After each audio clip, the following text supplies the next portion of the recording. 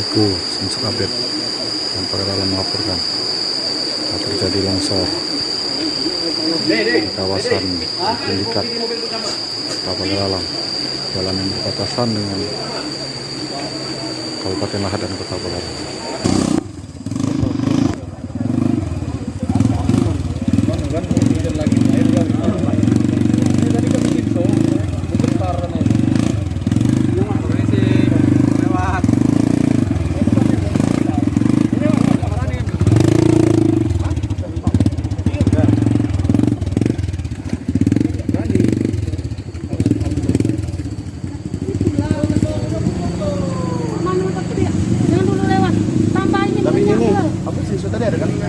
Minta tolong jangan sudah lewat, punya jalannya tambah pula ke. Kami ini nangunan, balik lagi.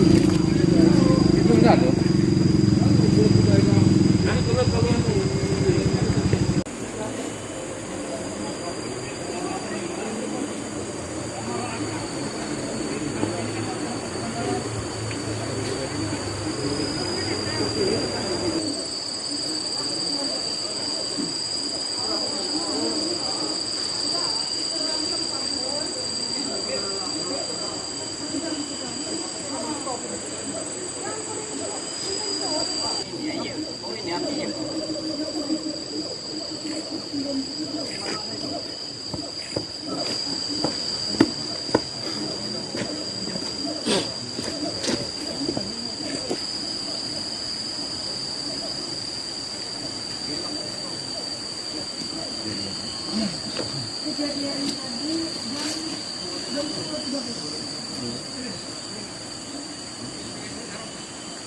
Di longsor kira-kira jam 10.30 tadi.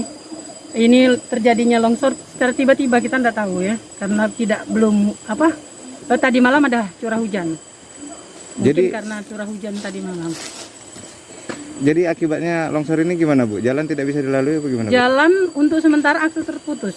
Jadi kalau bisa yang dari Pagaralam bisa melewati Simpang Bacang, yang dari Lahad bisa melewati Jalan Gumai.